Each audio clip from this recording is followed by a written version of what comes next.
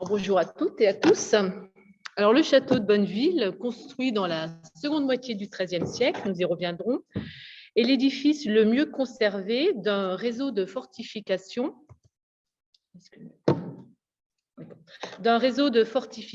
établi entre Lac Léman et Col Alpin. Il domine le bourg, établi à la même époque, au XIIIe siècle, permet le contrôle du territoire de la vallée de l'Arve durant le conflit delphino-savoyard, dont vous a parlé tout à l'heure un petit peu Loïc déjà, et le centre de la scierie de Faucigny au XIVe siècle. À partir du XVIe siècle, il sert principalement de prison, une fonction qui va perdurer jusque dans les années 1930 et durant la Seconde Guerre mondiale. C'est cette fonction, justement, qui a permis sa conservation, alors que de nombreuses forteresses savoyardes médiévales disparaissent par manque d'entretien d'une part, ou simplement par des démantèlements dès la seconde moitié du XIe siècle. Après une période d'abandon, puis à partir des années 1950-1960, d'occupations diverses et de manifestations culturelles et sportives, le château est finalement fermé au public dans les années 1980 pour des raisons de sécurité. Mais parallèlement, passionnés, érudits locaux et politiques, avec bientôt le soutien de l'Association des Amis du Château et de la Bonneville, s'inquiètent de son état, commencent à nettoyer, à déblayer les salles et tentent les restaurations les plus urgentes. Leur effort, soutenu par les municipalités, amène ainsi à la réfection des toitures et l'ensemble des bâtiments est finalement inscrit à l'inventaire supplémentaire des monuments historiques en novembre 1987. Après cette période, le projet de réhabilitation redémarre au début des années 2000 sous l'égide de la municipalité, puis aujourd'hui de la communauté de communes Faucigny-Glières. Les travaux commencent véritablement en 2013 face à l'urgence de restaurer la courtine nord dont une portion vient de s'effondrer et reprennent ensuite en 2017 et se poursuivront pour la campagne actuelle jusqu'en 2022. Dès 2003, le projet de restauration du site est accompagné par des études archéologiques préalables et préventives à ce moment-là aux travaux prescrits d'une part et contrôlés d'autre part par l'État, donc le service régional de l'archéologie, la DRAC à Lyon. Depuis 2017, ces fouilles préventives sur le bâti mais aussi au niveau sédimentaire sont confiées à l'INRAP. Parallèlement, et depuis 2018, un projet d'archéologie programmé dirigé par Loïc Benoît du service archéologique et patrimoine bâti du département de la Haute-Savoie est mené sur le site. Or, ce projet s'inscrit dans le cadre d'un projet européen plus vaste de collaboration, projet franco-italien, Interreg Alcotra, vous allez commencer à connaître aujourd'hui, et plus précisément dans le projet intitulé Parcours des patrimoines de passage en château. En plus des études qui sont menées sur le site, ce projet accompagne aussi la restauration et les choix qui y sont faits. Ainsi, à Bonneville, archéologie préventive et archéologie programmée croisent leurs résultats dans un esprit qu'on essaie d'être le plus collaboratif et des échanges très constructifs.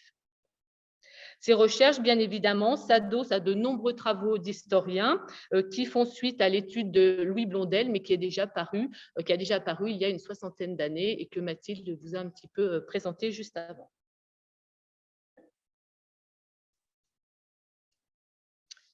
Alors actuellement, le château se compose de bâtiments qui ont été mis en place ou transformés entre la seconde moitié du XIIIe siècle et le XIXe siècle.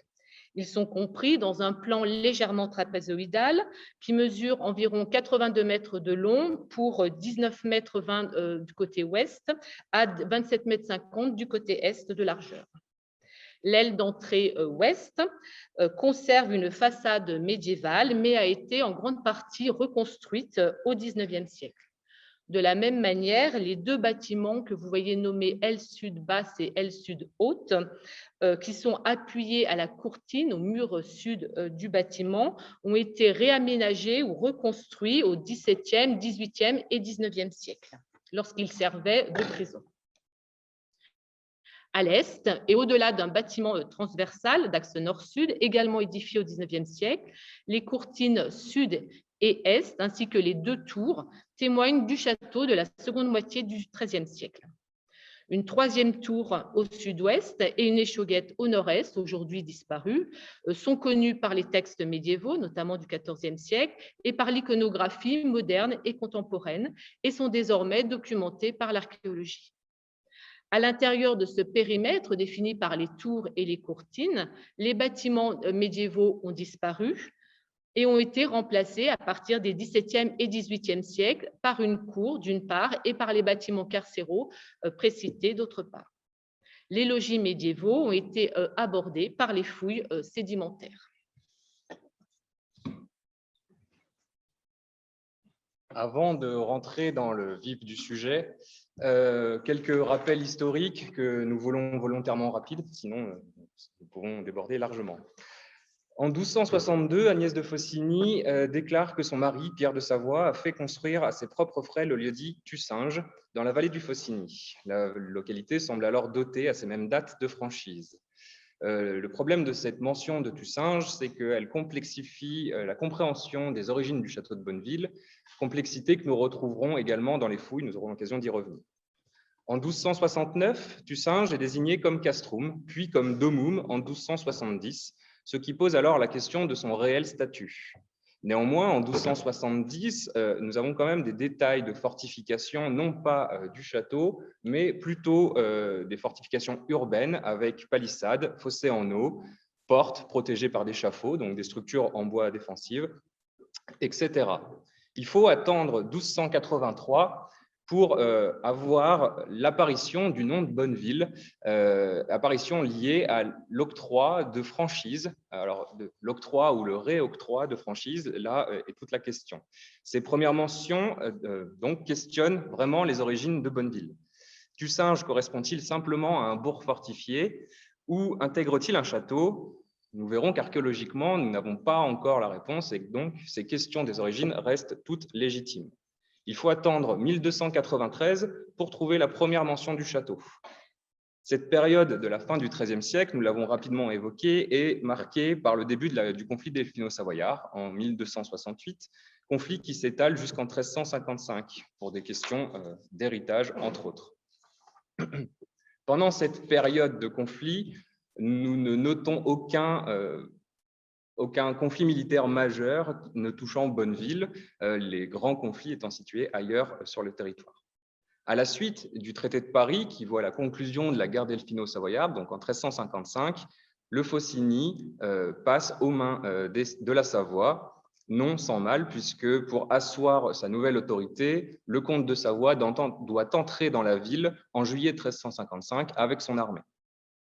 Le site, alors savoyard, ne perd, semble-t-il, que peu en importance, puisque en 1385, pour l'arrivée du comte et de sa cour, Bonne de Bourbon fait réaliser de grands travaux au sein du château. Nous en parlerons un petit peu plus tard. 7 ans plus tard, le site est ravagé par un grand incendie dont nous avons peut-être trouvé les traces. Néanmoins, il reste entretenu et subit encore de travaux. Le début du XVe siècle se veut un peu plus mou pour le château de Bonneville, si l'on peut dire ça, puisque nous n'y notons aucun événement majeur. Toutefois, en 1468, le comte apanagiste de Genevois, Janus de Savoie, souhaite venir faire résidence quelque temps au château et nous avons, entre 1467 et 1468, de nombreux travaux qui vont venir à nouveau créer des nouvelles pièces, modifier l'intérieur du château. Suite à ces grands travaux, le château est de plus en plus délaissé. Plus personne de la cour n'y vient, si bien qu'au milieu du XVIe siècle, il apparaît dans une visite et des inspections en piteux état et globalement délabré. Le site n'a, semble-t-il, évolué que peu dans le temps, puisque les bâtiments décrits au XVIe siècle correspondent dans les grandes lignes à ceux évoqués au milieu du XIVe siècle. C'est probablement à partir de la fin du XVIe siècle que le site débute sa transformation en tant que prison royale, prison attestée dès le XVIIe siècle. Ces prisons subiront de nombreux agrandissements, ce n'est pas le sujet aujourd'hui. Mais elles seront occupées, en tout cas, jusqu'en 1930 qui voit la création d'un nouveau édifice carcéral à Bonneville. Il sera de nouveau occupé durant la Seconde Guerre, puis par diverses associations avant d'être abandonné dans les années 80, puis de subir les restaurations telles que c'est aujourd'hui.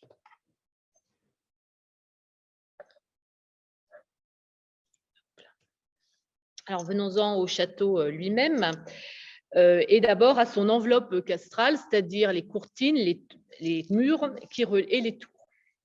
Le site castral, à 466 mètres d'altitude environ, occupe une éminence molassique qui surplombe le bourg, mais également l'Arve.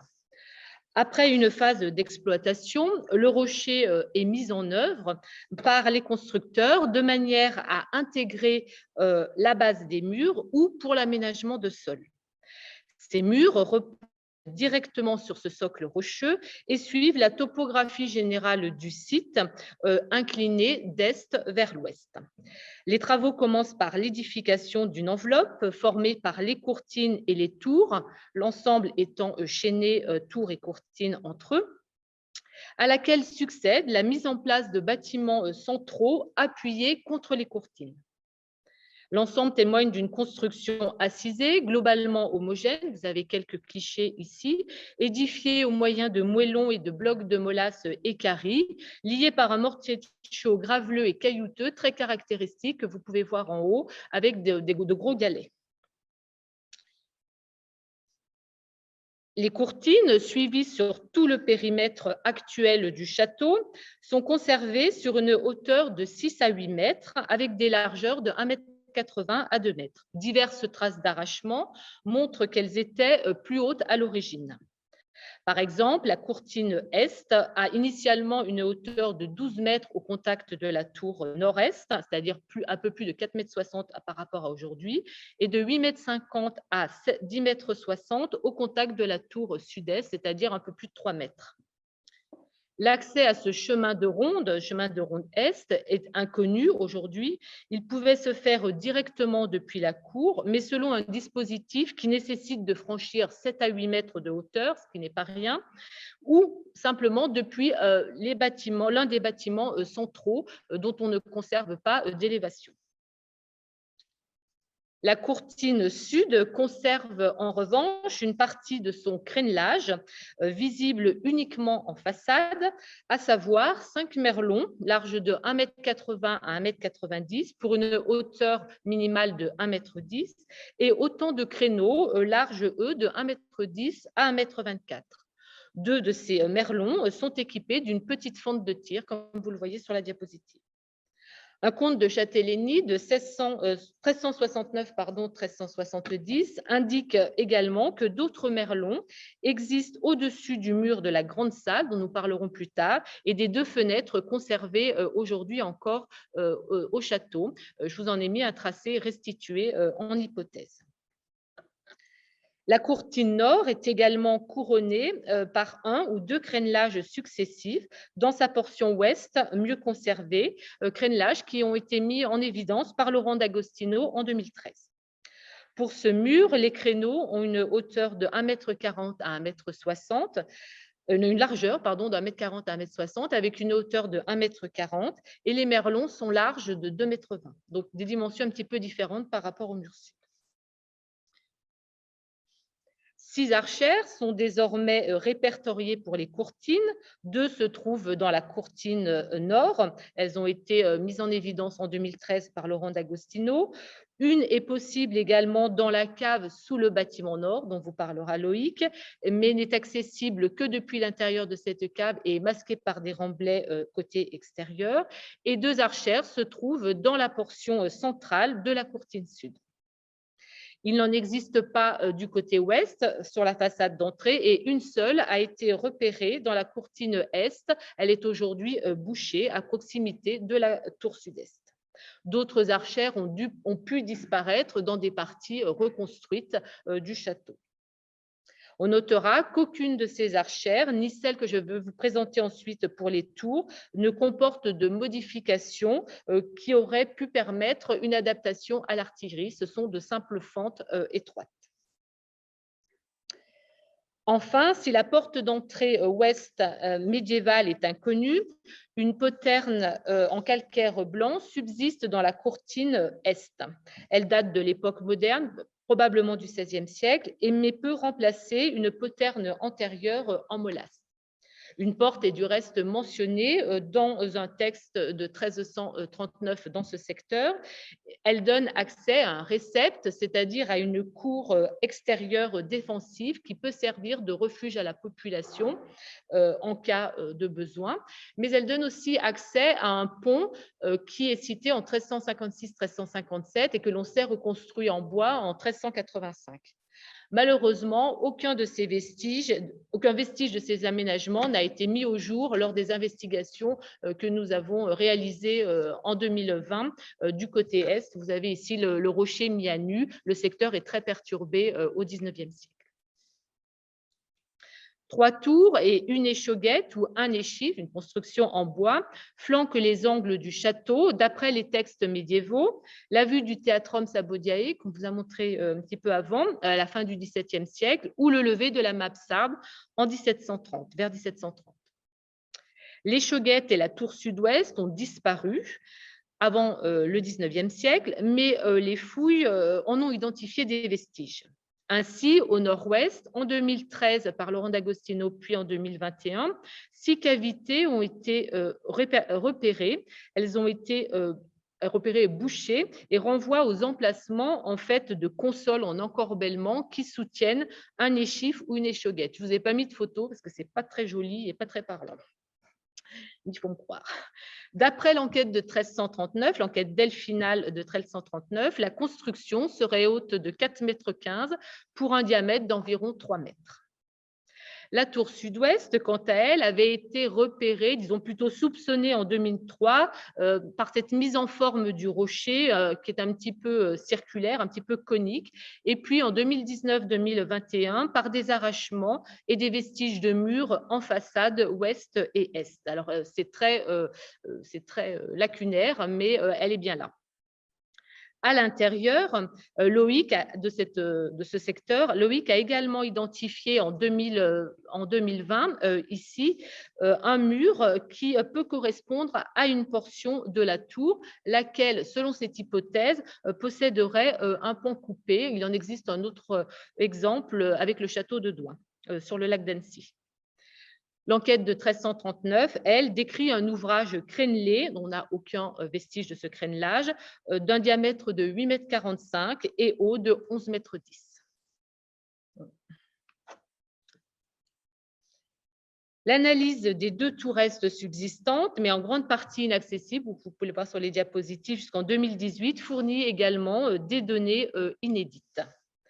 La grande tour nord-est, placée à l'opposé de l'entrée principale du château, au point le plus escarpé du site, est considérée comme la tour maîtresse. Elle conserve une hauteur de 21 mètres, côté extérieur escarpé, et de 16,60 m, côté cour.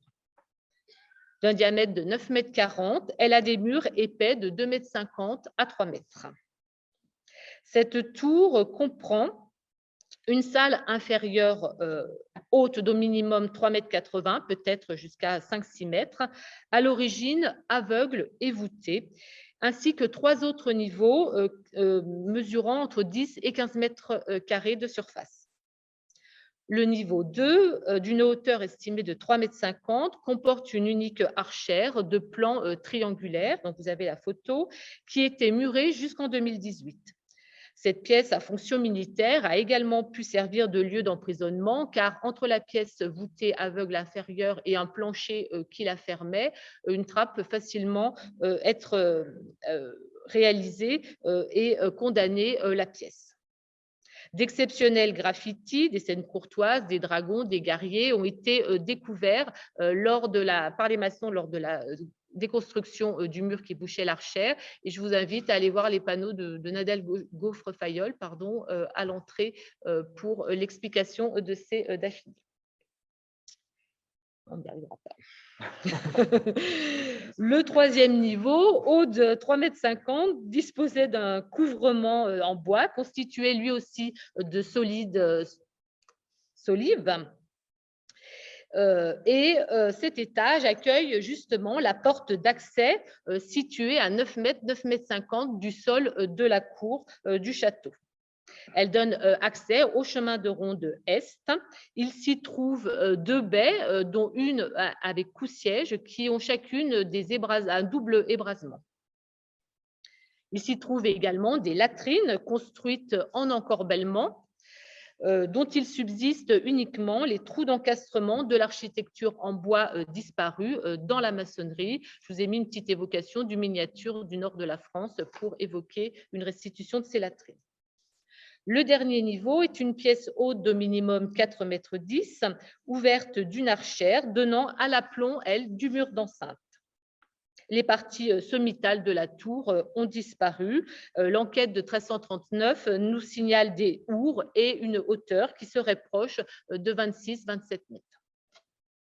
En l'absence de vestiges, la circulation entre les différents niveaux de la tour est restituée au moyen d'échelles ou d'escaliers en bois.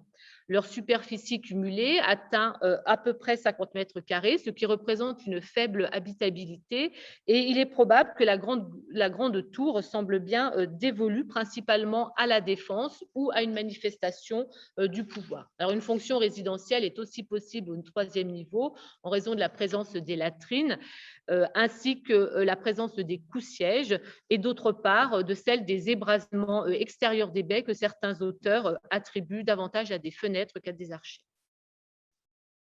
Vous avez ici également cette porte en étage de la tour nord-est qui peut être fermée et barrée, donc condamner définitivement et isoler la tour, va communiquer avec un chemin de ronde et avec la tour nord-est par l'intermédiaire d'un dispositif que l'on ne connaît pas, soit une petite maçonnerie en bois, soit un escalier en maçonnerie en pierre, soit un escalier en bois, lequel va rattraper la différence de niveau qui existe entre les portes des deux tours et qui représente une hauteur de 1,40 m. Je vous ai mis une évocation avec le château de Grandson en Suisse où ce dispositif a été restitué.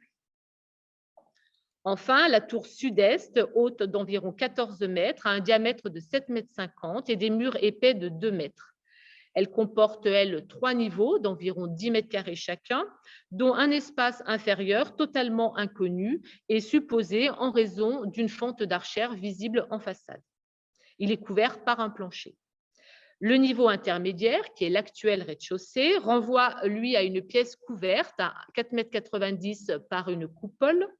Et la réouverture en 2017 des baies a permis de révéler des baies de plan carré, excusez-moi, de plan carré, 3 archères uniques à niche rectangulaire qui trouvent des comparaisons dans certains châteaux suisses d'influence savoyarde à partir des années 1270 et jusqu'au début du XIVe siècle. Donc ça, c'était intéressant au niveau de la typologie.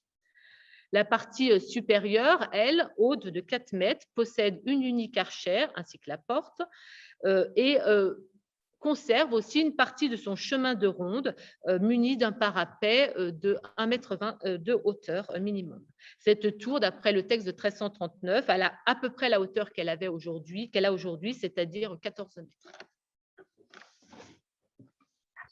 Après avoir vu donc tout ce qui compose l'ensemble extérieur du château, nous allons nous intéresser un peu aux intérieurs, en commençant par la cour ouest, qu'on appelle aussi cour des prisons. Donc aujourd'hui, elle se matérialise par un vaste espace divisé par des murets qui seraient attribuables a priori au XIXe siècle, d'après les fouilles et les sources écrites. Sous ces terrasses se trouvent divers remblais et en fait, on a une grosse perturbation liée à l'occupation carcérale qui a bouleversé largement le terrain. Et on a pu quand même observer la présence de 2 espaces distincts. Le premier pourrait correspondre à un bâtiment nord qui viendrait s'appuyer contre la courtine donc, et qui ferait à minima 60 mètres carrés. Il est délimité au sud par une maçonnerie que vous pouvez voir en bas de l'image, observé sur 5,85 m environ, large de 70 cm pour une fondation de 66 cm sous les niveaux de sol. L'étiage de cette maçonnerie, c'est assez intéressant pour la suite, se situe à 461,75 m et correspond aussi à l'étiage des autres niveaux intérieurs. Elle est liée à son extrémité ouest à une autre maçonnerie, bifurquant vers le nord cette fois-ci et venant prendre appui a priori sur la courtine. À l'intérieur de cet espace, nous avons pu observer différents niveaux de sol, 2 pour être précis, de types différents. Le premier se compose d'une petite calade, donc un assemblage de moellons posés de champs, dont l'étiage se situe à la même altitude que la rase des vestiges. Un deuxième niveau de sol se compose du rocher qui a été taillé de manière très plane et qui a été recouvert par un aplat de chaux. Malheureusement, l'installation des différentes canalisations que vous pouvez voir ici, et c'est mieux avec le pointeur, a largement perturbé tous ces niveaux archéologiques, si bien qu'aucun mobilier antérieur au XVIIe siècle n'a pu être observé à l'intérieur de cet espace. Seule la découverte d'un élément de remplage, que vous voyez juste ici, nous indique la présence de fenêtres sculptées dans un bâtiment a priori médiéval, mais ces éléments étant situés dans des niveaux de démolition, nous ne pouvons dire de quel bâtiment ils sont issus avec précision. Le deuxième espace se situe au sud de la pièce précédemment mentionnée et correspond à un grand axe de circulation perturbé au sud par l'installation des prisons qui vient casser ce niveau de sol. Ce niveau de sol correspond également à une calade qui met en œuvre donc des petits moellons de 10 à 20 cm liés par un mortier très sableux. C'est à se demander s'il y avait vraiment beaucoup de chaux à l'intérieur et qui est très bien agencé et qui vient buter contre le mur constituant la pièce nord. Cette calade repose sur une autre calade plus ancienne, dont la morphologie est à peu près similaire, si ce n'est qu'elle est globalement moins bien construite. Nous avons eu la chance de trouver des charbons entre ces deux niveaux de sol pour une date qui nous est donnée entre 1297 et 1409. Donc, globalement, nous avons une calade inférieure qui serait en hanté 1297 et qui pourrait correspondre à un premier état de circulation. La deuxième calade, la supérieure, pourrait être réalisée dans un gros XIVe siècle. Est-ce qu'il s'agit des grands travaux de 1385 que nous avons mentionnés auparavant? C'est possible, puisque nous avons la mention d'un maître paveur qui vient installer des sols. De là à pouvoir l'affirmer, c'est un peu plus compliqué. La cour est, cette fois-ci, donc qui se visite aujourd'hui, qui a été entièrement remaniée, s'est révélée beaucoup plus riche en vestiges. Et nous avons décelé différents bâtiments qui se situent quand même à environ 4,50 m d'altitude plus élevée. Le premier bâtiment, situé au nord, reprend un peu ce que je vous ai dit auparavant. C'est-à-dire que nous avons trouvé un premier mur d'axe est-ouest qui a pu être observé sur 5 mètres de long pour environ 1,70 m de haut, donc c'est déjà bien mieux, qui est chaîné à un mur, cette fois-ci axé sud-ouest-nord-est, donc que vous pouvez voir juste ici, et qui vient prendre appui sur la tour maîtresse. Donc nous avons vraiment un bâtiment qui se dessine tout au nord. Ces maçonneries sont mises en œuvre avec une morphologie et des éléments qui sont largement comparables à ceux de la courtine, c'est-à-dire que nous avons des moellons et carrés de molasse liés par un mortier à forte granulométrie, très caractéristique, et que nous retrouvons un peu de partout. À l'intérieur de ce...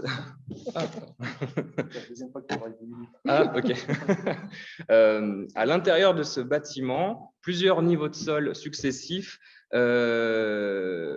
ont été repérés. Le premier correspondant à un simple aplat de mortier de chaux gris assez friable, et il reposait sur un niveau bien mieux construit, composé de pierres posées à plat sur champ, également liées par un mortier assez compact. La belle surprise, c'est que sous ces niveaux de sol, nous avons pu découvrir quelque chose d'assez exceptionnel, puisque nous sommes tombés sur un extrado de voûte. Extrado de voûte qui a pu être percé pour une découverte quand même assez spectaculaire. Donc, vous l'avez sous les yeux, vous voyez la coupe de la voûte. Il s'agit d'une pièce entièrement voûtée et conservée dans une grande partie de son élévation. Cette pièce exceptionnelle, je l'ai déjà dit 2 fois, est longue d'environ 8 mètres dans la partie observée pour une largeur de 5,40 m, donc c'est assez conséquent, et elle possède une élévation observable entre 4 et 5 mètres. Elle est aménagée au niveau d'une rupture de pente du substrat géologique, c'est-à-dire qu'elle se trouve vraiment plus bas que tout le reste, et le rocher a également été taillé pour pouvoir mieux asseoir les différentes maçonneries, comme vous pouvez le voir sur cette image ici. Elle comprend au nord une potentielle archère que vous voyez sur l'image de gauche et sur le relevé en bas, qui donne donc sur les pentes au nord. La maçonnerie est assez similaire à ce que nous avons retrouvé ailleurs sur les courtines. Elle est liée avec le même mortier et nous avons la chance également que la voûte possède une grande partie de son enduit, avec notamment les traces du coffrage ayant servi à son installation et les encoches pour les cintres liés également à sa mise en place. Malheureusement, cet espace, vous l'entendrez, pour différentes contraintes et questions de sécurité, n'a pas pu être fouillé à ce jour. On sait qu'il se prolonge à l'ouest, mais qu'il est moins bien conservé. Sylvie, lors de ses investigations, a retrouvé les départs de voûte, mais la voûte n'est plus en place. Donc cette portion-là est la seule conservée dans son intégralité. Au sud de ces éléments, nous avons trouvé à nouveau un beau niveau de sol magnifique, qui est une calade à nouveau et qui est assez centrale dans cette cour et qui correspond donc à l'axe de circulation principal dans cette portion du château. Cette calade possède un caniveau central qui est légèrement désaxé vers le nord, mais qui a un pendage vers l'est en direction d'une petite ouverture qui permet aux eaux de s'évacuer donc vers l'est et vers ce qui aurait pu être une cour vers Varier. Cette calade correspond à un état tardif de niveau de sol. Je vous ai mis une coupe stratigraphique, donc une photo de coupe stratigraphique en haut, et il y a différents rechappages de sol qui indiquent que le niveau de circulation a globalement augmenté dans le temps, si bien que cette cave qui est aujourd'hui entièrement enterrée, si on se base sur la calade, a pu être semi-enterrée un jour. Malheureusement, encore une fois, le mobilier est absent pour les niveaux médiévaux et ne nous permet pas de dater tout ça. Enfin, au sud de cet axe de circulation, nous avons mis au jour un large mur d'axe est-ouest qui vient prendre appui sur la courtine est et qui semble rejoindre une maçonnerie située dans le bâtiment des gardiens, qui est une construction du 19e siècle. Cette maçonnerie met en œuvre des moellons et carrés de molasse, à nouveau, toujours avec ce même mortier attribuable, a priori, aux périodes du XIIIe siècle, en grande partie. Sur ce mur, une autre maçonnerie chaînée vient prendre un axe nord-sud et vient également prendre appui sur la courtine. C'est-à-dire que ces constructions intérieures ne sont globalement pas chaînées à la courtine et viennent tout juste prendre appui. C'est un peu un château Ikea, comme j'aime à le dire assez régulièrement. La pièce qui est délimitée à l'est, donc qui forme un petit carré, oui, et on peut difficilement lui attribuer une fonction. Toutefois, la découverte d'un escalier lors d'investigations par l'INRAP semble correspondre à son accès principal. De même, la présence d'une archère dans la courtine à un niveau assez élevé semble indiquer l'existence d'un étage à cet emplacement. Concernant la pièce ouest, nous estimons qu'elle fait un peu moins de 300 mètres carrés en prenant tous les emplacements et fonctionne avec les deux ouvertures dans la courtine sud, dont Sylvie vous parlera bien mieux que moi. Ou presque. Bien mieux, donc, l'identification de cette grande salle sud en tant qu'aula, on ne va pas maintenir le suspense, avec une surface estimée à peu près à 290 mètres carrés, c'est-à-dire 11,60 m de large pour 25 mètres restitués, et une hauteur de 10 mètres selon un texte de 1339.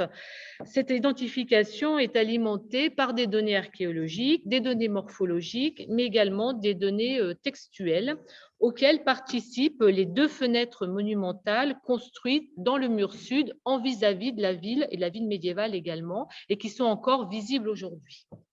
Distantes de 11,50 m, ces fenêtres sont similaires, mais seule la baie ouest est assez bien conservée pour une description et proposer une datation. Côté extérieur, cette fenêtre a une hauteur de 3,80 m pour une largeur de 1,90 m. Elle est construite dans son premier état uniquement en molasse rose et verte. Il s'agit d'une baie géminée à arcature trilobée surmontée d'un oculus quadrilobé, comme vous pouvez le voir. Son meneau monolithique et à colonnettes conserve un chapiteau dont une face a été dégagée en 2017, la mieux conservée, et est ornée de motifs feuillagés ou accrochés. Au sommet du couvrement, les blocs comportent de petites encoches qu'on ne voit pas très bien sur la photo, d'une dizaine de centimètres, qui peuvent participer d'un dispositif en bois protégeant la fenêtre, peut-être dans l'esprit d'un larmier. Côté intérieur, la hauteur sous intrado de la voûte plein cintre de la fenêtre atteint 4 mètres et des feuillures ainsi qu'un gond en fer suggèrent la fermeture ou la présence de huisseries fermeture par des volets intérieurs. Les blocs du pied droit, vraisemblablement fragilisés, ont été remplacés ensuite par des blocs de calcaire blanc dur à partir de la fin du XVe, XVIe siècle. Les deux fenêtres sont insérées dans le mur après la mise en place du gros œuvre, ce qui soulève bien évidemment la question du projet initial. Remplace-t-elle des ouvertures antérieures ou suggère-t-elle une modification du projet en cours de réalisation ? Quoi qu'il en soit, la baie ouest s'inscrit dans un modèle de fenêtre géminée dont de multiples variantes sont connues dans l'architecture médiévale, religieuse et civile. Ici, je ne vous mentionnerai que les exemples visibles du proche prieuré de Contamine-sur-Arve, à une dizaine de kilomètres de Bonneville, qui a été reconstruit en 1295 et dont le portail possède en outre des chapiteaux à crochets, moins usés, mais assez semblables de celui qui est présent à Bonneville. Par ailleurs, et toute prudence gardée, la description de l'enquête delphinale de 1339 évoque fortement nos deux fenêtres. L'auteur parle d'une grande salle avec un fourneau, avec deux baies en pierre de taille voûtée. L'ensemble de ces données donc, nous oriente à placer ces fenêtres vers la fin du XIIIe siècle, début du XIVe siècle. Elles apportent un éclairage méridional essentiel à l'usage et au confort de la grande salle du château, dont on ne connaît pas les ouvertures côté nord, mais qui devait apporter nécessairement moins de lumière, étant donné la proximité du bâtiment nord, dont vient de vous parler Loïc. Un autre équipement plaide également pour la reconnaissance de la Hola. C'est une grande cheminée construite en molasse, adossée au centre du mur est de la grande salle. L'âtre du foyer est de plan rectangulaire, il est construit uniquement en molasse. Son contre-cœur présente un léger fruit et un bloc calcaire, ici en calcaire blanc dur taillé, témoigne du pied droit nord. Ils étaient pied droit nord et pied droit sud, aujourd'hui disparus, étaient devancés par un petit muret qui a pu servir de banquette. Dans un deuxième temps, cette cheminée a été rétrécie par deux autres murets, dont un est conservé ici, sans doute pour des problèmes d'enfumage courants dans ces cheminées très ouvertes, qui devaient gêner bien sûr les occupants de la pièce. Je vous ai mis une évocation de ce que pouvait être cette cheminée avec un exemple du XIIIe siècle issu de la tour du Sel à Aigues-Mortes. Afin de ne pas trop déborder, nous informons que les prisons sont en cours d'étude, ont été étudiées. Nous voulons concentrer notre discours sur la partie médiévale du site. Toutefois, on a tout un lot d'évolution de ces bâtiments, d'adjonction de nouveaux bâtiments entre les XVIIe et XIXe siècles. Ce sera l'occasion d'en discuter soit lors des questions, soit lors d'une autre conférence. Voilà, alors pour conclure, je reviendrai sur la synthèse publiée en 2004 sur les châteaux et grandes tours dans les États de Savoie par Daniel de Raemi, qui intègre le château de Bonneville dans sa typologie du château régulier géométrique de la seconde moitié du XIIIe siècle, qu'il nomme alors carré savoyard, d'une expression qu'on retrouve souvent. Il avance l'hypothèse d'un plan initial ramassé pour Bonneville, je reviens juste en arrière, d'un plan initial ramassé d'environ 28 mètres par 26 mètres, qui serait une forme d'ébauche du château d'Yverdon en Suisse et attribue sa construction à Pierre II de Savoie, c'est-à-dire dans les années 1260, Pierre II mourant en 1268. Il suit sur ce point Louis Blondel. Les données acquises depuis 2003, autant par Loïc que par moi-même, amènent aujourd'hui à écarter cette hypothèse du carré savoyard et à plutôt considérer une expression de type château de plan régulier, ici vous comprenez bien rectangulaire. Les études archéologiques, des critères morphologiques et typologiques, des baies et des archères, des datations par radiocarbone effectuées sur les bois ou dans les rares charbons de bois qu'on a pu prélever dans les sédiments, et la confrontation aux sources, avec les sources d'archives, certes peu nombreuses, mais tout de même, incite aujourd'hui à proposer une mise en place du château dans le dernier tiers du XIIIe siècle, avec, on espère, des précisions à venir un petit peu plus tard. Avec toutes ces études archéologiques préventives, programmées, historiques, archivestiques, etc., tous les relevés lasergrammétriques qu'il y a pu y avoir, Bonneville compte aujourd'hui parmi les châteaux les mieux documentés de la Haute-Savoie, avec un taux de connaissance proche des 80%, ce qui est énorme. Et nous nous arrêterons là-dessus et nous vous remercions de votre attention. Merci.